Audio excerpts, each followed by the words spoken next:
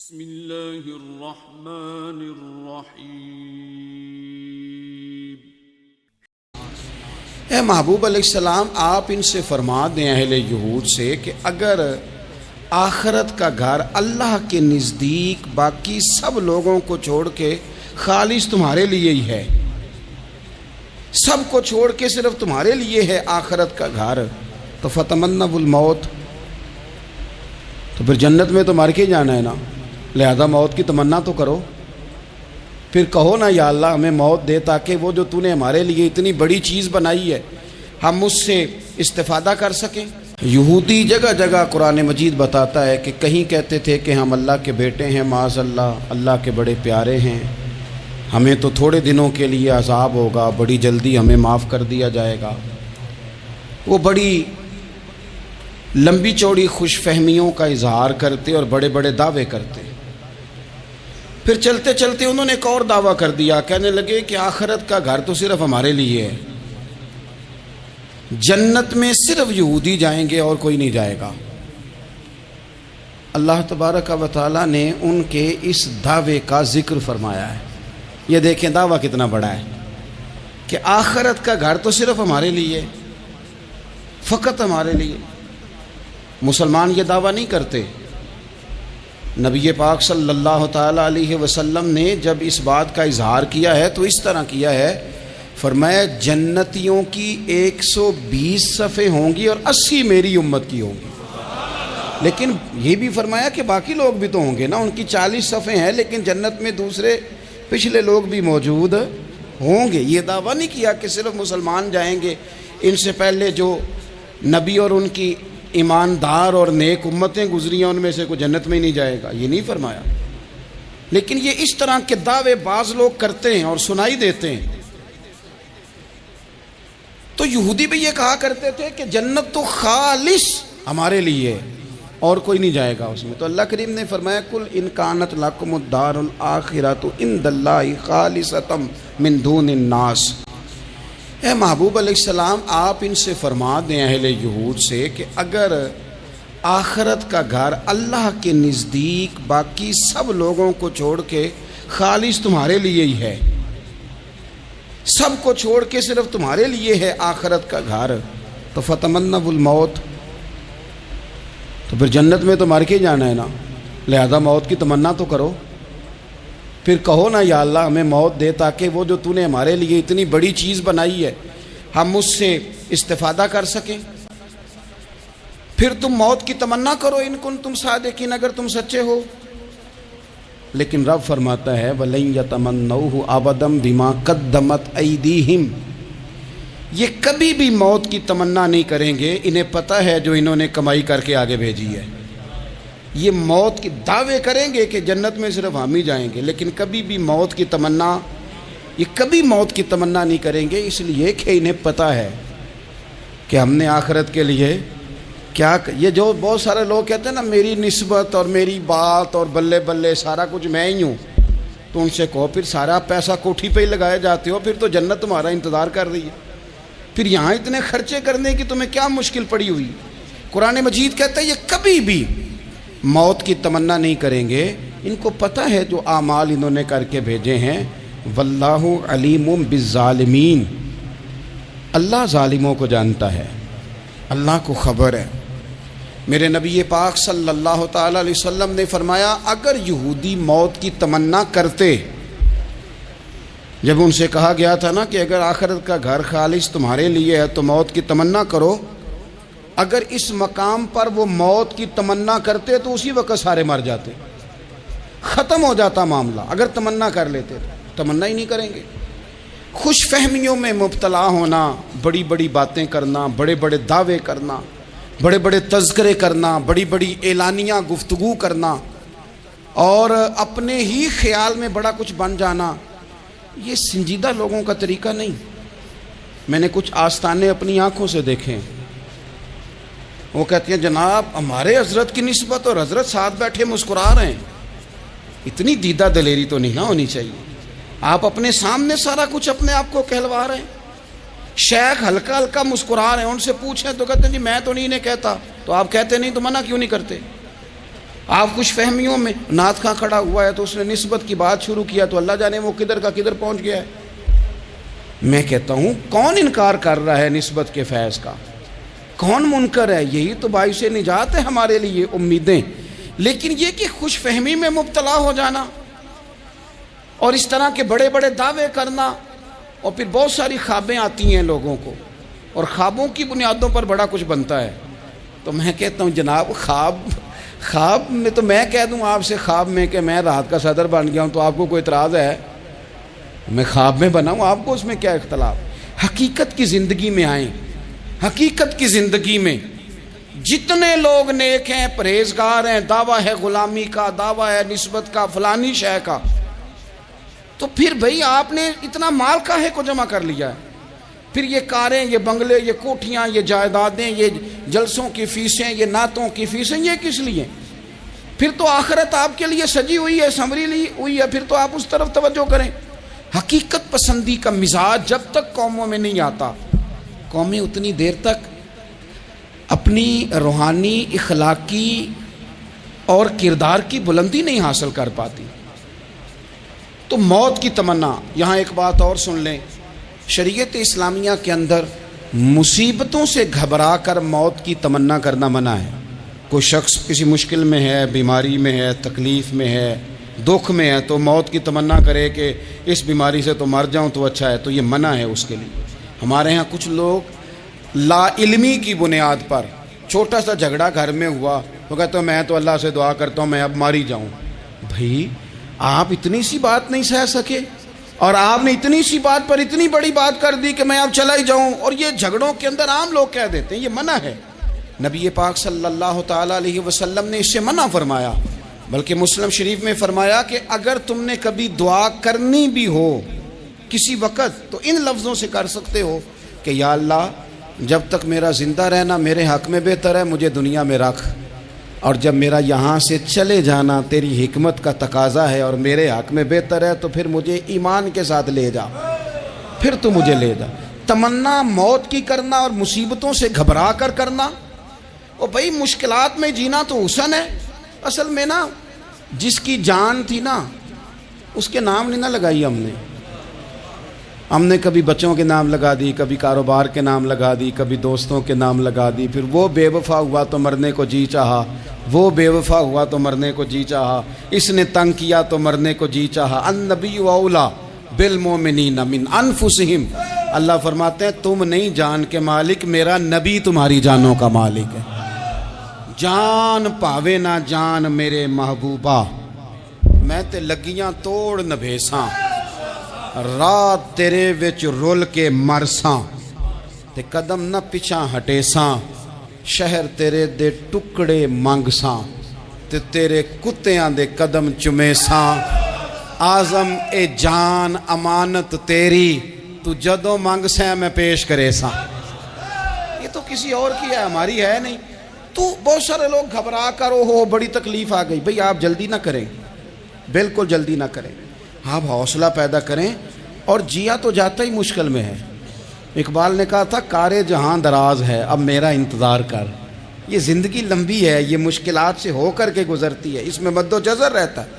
تو شریعت اسلامیہ میں منع ہے موت کی تمنا کرنا، موت کی خواہش کرنا، بلکہ نبی پاک صلی اللہ تعالیٰ علیہ وسلم نے تو یہاں تک ارشاد فرمایا کہ تم موت کی تمنا نہ کرو، اس لیے کہ اگر تم برے ہو اور زندہ ہو تو ہو سکتا ہے زندگی میں اللہ تمہیں توبہ کی توفیق دے دے، اور اگر تم اچھے ہو تو پھر بھی موت کی تمنا نہ کرو، اس لیے کہ اچھے ہو تو تمہاری اچھائی میں روز برکت ہی ہو رہی ہے، لوگوں کو فائدہ ہی ہو رہا ہے، خیر ہی بٹ رہی ہے۔ تمنا موت کی کرنا، اور ویسے بھی نہ ہم اپنی مرضی سے یہاں آئے ہیں اور نہ مرضی سے جانے کی کوشش کرنی چاہیے، معاذ اللہ، نہ اپنی مرضی آئے ہیں نہ اپنی مرضی سے کوئی مرنے کی کوشش کرے گا تو خودکشی حرام ہے، اور رب رسول کی مرضی سے مرے گا تو وہ شہادت ہے، وہ اس طرح کی شہادت ہے کہ جس میں کہا مردہ کہنا ہی نہیں یہ تو زندہ ہے، اس لیے کہ میرے نام پہ مر گیا ہے۔ تو موت کی تمنا کرنا یا اس طرح کا رویہ منع ہے۔ البتہ یہ جو یہود کا کام تھا، ان کا جو لہجہ تھا، اللہ فرماتے ہیں یہ تو ہزار سال عمر مانگتی ہیں تو جانا ہی نہیں چاہتے۔ کچھ لوگ لمبی عمر کے حریص ہوتے ہیں، اس کی وجہ یہ ہوتی ہے کہ آخرت کے لیے کام نہیں کیا، آخرت پر اس طرح کا یقین نہیں، اس طرح کا مزاج نہیں، دنیا داری کا مزاج بن گیا، بہت سارا مال جمع کر لیا، بڑے بنگلے بنائے، اتنی مشکل دنیا داری کٹھی کی، اب چھوڑ کے مر جائیں۔ لوگوں کا مرنے کو دل ہی نہیں کرتا، کوئی ارادہ ہی نہیں ہے، بالکل نہیں دنیا چھوڑنا چاہتے، محنت سے کٹھی کی ہے، اتنے لاؤ لشکر بنائے ہیں، اب کیسے چھوڑ جائیں۔ کچھ لوگ ایسے ہیں جنہوں نے گٹھڑی باندھ کے رکھی ہوئی ہے، ان کو زیادہ ویٹ نہیں کرنا پڑتا، اس لیے کہ انہوں نے کوئی سامان بوکی نہیں کرایا، تو جو ہے ہینڈ کیری ہے، اس لیے لوگ انتظار کرتے رہیں گے اور جناب بلال حبشی جنت میں پہنچ بھی جائیں گے۔ ابھی میزان عمل لگا ہوگا لیکن حضرت ابو ذر غفاری جنت میں ٹہلتے ہوئے نظر آ رہے ہوں گے۔ لوگوں نے جمع نہیں نہ کیا، جتنا مال زیادہ اتنی چیکنگ بھی اس کی زیادہ، جتنے بیگ زیادہ، ایئرپورٹ پہ اتنا انتظار بھی زیادہ۔ ہینڈ کیری والے کو کوئی مسئلہ اسی کسے دے کچھ بھی نہ لگ دے تے نہ کوئی ساڈا دردی، بھئی مال کا ہے کا تو حساب کا ہے کا۔ مولا علی شیر خدا کرم اللہ تعالی وجہہ الکریم سے کسی نے کہا ہم گنجائشیں تلاش کرتے ہیں نا، اور شریعت کی گنجائش اختیار کرنے میں حرج بھی کوئی نہیں ہوتا، شریعت گنجائش دیتی ہے، مال جائز ہو آپ کو تو آپ اس کو استعمال کریں، بڑا مکان بنائیں، بڑی جائیداد خریدیں، بڑی گاڑی میں سفر کریں، مہنگا موبائل خریدیں، اچھے کپڑے پہنیں، کوئی منع نہیں کرتا۔ لیکن جو حضور کا مزاج ہے، جو سرکار نے اپنے لیے پسند کیا، وہ یہ ہے کہ سویرے روٹی کھانی ہے، شام کو فاقہ کرنا ہے۔ تو حضرت مولا علی شیر خدا کرم اللہ تعالی وجہ الکریم سے کسی نے کہا کہ چلو جائز پیسے اکٹھے کر لیں، جائز تو جمع کرنا منع نہیں۔ تو حضرت علی کی باتیں بڑی حکمتوں والی تھی نا، تو ایک جملے میں انہوں نے کئی جواب دے دیے۔ کہنے لگے میاں مال حرام ہو تو عذاب ہوتا ہے، حلال ہو تو حساب ہوتا ہے، لہٰذا ہم دونوں کام ہی نہیں کرتے، نہ ادھر جاتے ہیں نہ ادھر جاتے ہیں۔ جمع کرنے کی حاجت کیا ہے؟ دنیا اتنی سجا لینا، اتنی سوار لینا، بڑا ٹھنڈا اے سی چلتا ہے ہمارے کمروں میں، کھلی آنکھوں سے لوگ بستر سے اٹھ نہیں پاتے، آنکھیں کھل گئی ہیں، الارم بج گیا ہے، لیکن وہ بہت مزے کی پسند کی روٹی رات کھائی تھی، اپنی مرضی کا کھانا کھایا تھا، پیٹ بھر کے کھایا تھا، مرضی کے مشروبات پیے تھے، ٹھنڈے کمرے میں آرام ہے، کھل گئی ہے آنکھ، موٹے الارم نے آواز دیا اٹھو، لیکن یہ غفلت ہے نا، دنیا جمع کر لی ہے نا ساری۔ میں آپ کو صحیح بتاتا ہوں، اگر یہ ساری آسانیاں نہ ہوں، دقتیں ہوں، تو کچھ رات کو ہمیں تھوڑا پسینہ بھی آئے تو بار بار آنکھ کھلے، یہ مچھر کبھی نہ سونے دے تو بار بار آنکھ کھلے، یہ تن آرام پسند نہ ہوں تو کچھ اٹھیں، کچھ رات کو گرمیوں کی چھوٹی راتوں میں بھی تہجد پڑھی جا سکے۔ لیکن اقبال کہتے ہیں لہو مجھ کو رلاتی ہے جوانوں کی تن آسانی، یہ تن آسان ہو گئے، مزاج نہیں رہا ہمارا، ہمیں آرام چاہیے، سکون چاہیے۔ آپ یقین کریں کبھی کبھی میں حیران ہوتا ہوں، رونا آتا ہے اپنی اگلی نسل پر، رونا آتا ہے۔ تو تمنا موت اور موت کا ڈر اور نہ مرنے کا ارادہ اور دنیا سے دل کو لگا کے رکھنا اور ہر وقت جینے کی خواہش پیدا کرنا اور ہر وقت حل میں مزید کی دوڑ میں رہنا، وہ لوگ اس لیے تیار رہتے تھے، دعائیں مانگتے تھے شہادت کی، کہ انہوں نے نا دنیا بنائی نہیں تھی۔ حضرت عمر نے تو دوسرا کرتا نہیں پہنا ساری زندگی، وہ جو مکان آ رہا تھا وہی چل رہا تھا، وہ تو تھوڑے پہ قرضہ تھا ان پہ، لیکن ہر نماز کے بعد صحیح بخاری میں موجود ہے وہ دعا مانگتے تھے، اللہم ارزقنی شہادتاً فی سبیلک، یا اللہ ایسا نہ ہو میں تبھی موت چلا جاؤں، مجھے اپنے رستے میں شہادت کی موت دینا۔ ہر نماز کے بعد دعا مانگی جا رہی، لیکن شہادت والی موت کی نہیں، شہادت والی موت، اللہم ارزقنی شہادتاً فی سبیلک۔ اور مالک مدینہ چھوڑنے کو دل نہیں کرتا، یا اللہ شہادت کی موت دینا اور دینا بھی اپنے نبی کے شہر کے اندر، یہیں رہوں، یہیں میرا مدفن بنے۔ اللہ نے انہیں موقع دیا۔ آپ دیکھیں نا ان لوگوں کا دل کرتا تھا۔ حضرت خالد بن ولید رضی اللہ تعالیٰ عنہ ساری زندگی میدان میں گزاری، پورے جسم میں 1 انچ جگہ باقی نہیں تھی جہاں زخم نہ ہو، ساری زندگی میدان میں رہے، لیکن آخری وقت روتے تھے، فرماتے تھے اس کی بے نیازی دیکھو، میں شہادت کے لیے میدان میں رہا لیکن شہادت میرا مقدر ہی نہیں تھی۔ اور پھر آخری وقت بھی فرمایا میرا گھوڑا، میرے کپڑے، میری زرہ، میری تلوار یہ کسی مجاہد کو دے دینا، چلو میں اب جہاد میں نہیں ہوں تو میرا سامان تو جہاد میں رہے، کسی مجاہد کو دینا۔ ان لوگوں نے جتنی محنت کی نا مرنے کے بعد کے لیے کی، مرنے کے بعد کے لیے، زندگی کا جو دوسرا پل ہے اس کے لیے کوشش کی، وہاں انہوں نے صدقات جمع کرائے، خیرات جمع کرائے، عبادات جمع کرائیں، حسن اخلاق جمع کرایا، اچھا سلوک جمع کرایا، انہوں نے آخرت کے بینک میں ڈھیروں مال جمع کرایا، وہاں ان کے مکان بک ہوئے، جنت میں ان کے نام کی بڑی بڑی جگہیں اللہ تبارک و تعالیٰ کے فضل سے طے کی گئیں، تو پھر انہیں وہاں جانے میں کوئی دشواری بھی نہیں تھی، انہیں کوئی مشکل نہیں تھی، وہ تیار تھے۔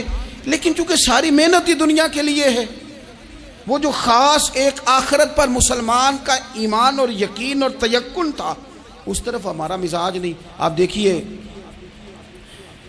حضرت ملک الموت اسرائیل علیہ السلام نا حضرت ابراہیم علیہ السلام کی روح قبض کرنے کے لیے حاضر ہوئے، تو کہا جناب چلیے آپ کی روح لینے آیا ہوں۔ تو حضرت ابراہیم علیہ السلام فرمانے لگے اسرائیل، یہ قاضی ثناء اللہ صاحب پانی پتی رحمۃ اللہ علیہ نے اس کو تفسیر مظہری میں لکھا ہے، حضرت ابراہیم خلیل اللہ علیہ السلام فرمانے لگے اسرائیل کیا کوئی خلیل بھی اپنے خلیل کی روح قبض کرتا ہے؟ واتخذ اللہ ابراہیم خلیلا، اللہ نے تو مجھے دوست بنایا، دوست ہو کے دوست کی روح قبض کرنے جا رہا ہے۔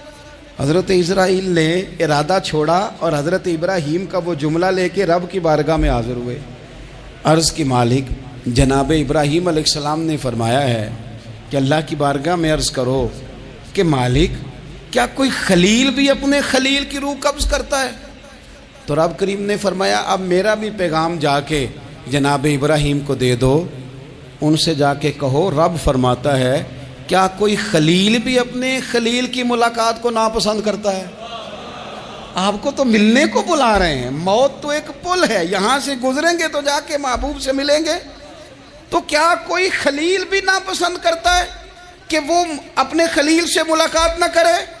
حضرت سیدنا اسرائیل علیہ السلام پیغام لے کے آئے اور کہا ہے اللہ کے خلیل رب فرماتا ہے کیا خلیل بھی خلیل کی ملاقات کو؟ تو حضرت ابراہیم تو کھول کے روئے، کہنے لگے اب دیر نہ کر، اب ذرا جلدی کر، اب ذرا جلدی لے جاؤ۔ اور میرے نبی پاک صلی اللہ علیہ وسلم نے فرمایا، سیاستہ میں حدیث ہے، فرمایا تم میں سے جو رب سے ملنے کو پسند کرتا ہے نا، جو اللہ سے ملنے کا شوق رکھتا ہے نا، اللہ بھی اس کی ملاقات کو پسند فرماتا ہے۔ یہ جو موت ہے نا، موت یہ تو ایک پل ہے، اس سے گزریں گے، اللہ رسول کے حضور جائیں گے، جنت کی نعمتیں، خدا کی تیار کی ہوئی رحمتیں مسلمان کا آگے بڑھ کے استقبال کریں گے۔ حضرت عمار بن یاسر رضی اللہ تعالیٰ عنہ کو زخم لگ رہا ہے میدان جہاد میں، اور تیز زخم لگ رہا ہے، سخت تکلیف میں۔ تو ایک شخص نے آ کے پوچھا کیا حال ہے؟ تو آپ فرمانے لگے حال کیا ہونا ہے، تھوڑا سا ٹائم رہ گیا ہے۔ تو بندہ پریشان ہو گیا، اس نے کہا کس بات میں؟ فرمانے لگے تھوڑا سا ٹائم رہ گیا ہے، بس میں نبی پاک سے ملنے والا ہوں اور حضور کے صحابہ سے ملنے والا ہوں۔ حضرت عمار بن یاسر رضی اللہ تعالیٰ عنہ کہنے لگے تھوڑا سا ٹائم رہ گیا، تھوڑا سا مرنا مرنا ہر کوئی آکھے تے میں بھی آکھاں مرنا، تے جس مرنے تھی خوشبو نہ آوے او مرنا کی مرنا، تے جس مرنے وچ سونا راضی اس مرنے تو کی ڈرنا۔ ایک گل رکھنا یاد کہ میرا جس دن ہووے مرنا، سب کچھ کرنا، سب کچھ کر کے میرا منہ روزے ول کرنا، شاید میرا آقا آوے میں دیدار حضور دا کرنا۔ فرمایا کہ وہ تو بالکل قریب آ گیا ٹائم۔ حضرت سیدنا بلال حبشی رضی اللہ تعالیٰ عنہ آخری وقت ہے، لوگ بڑا اس کا منظر جب بیان کرتے ہیں تو خوفناک بیان کرتے ہیں، اس طرح کا لہجہ اختیار کرتے ہیں کہ بات سن کے بندہ کانپ جائے۔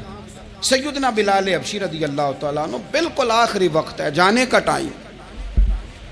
تو حضرت بلال کی اہلیہ قریب بیٹھی ہیں تو کہنے لگی بڑے غم کا موقع آ گیا، غموں کی رات شروع ہو گئی، حالات میرے لیے مشکل آ گئے۔ آپ نے فرمایا کیا ہوا؟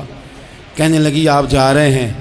تو حضرت بلال کہنے لگے یہ غم کا موقع نہیں، یہ تو خوشی کا موقع ہے، میں جاؤں گا تو حضور سے ملوں گا نا، جاؤں گا تو نبی پاک سے ملاقات ہوگی، یہ تو میرا ملاقات کا وقت آیا۔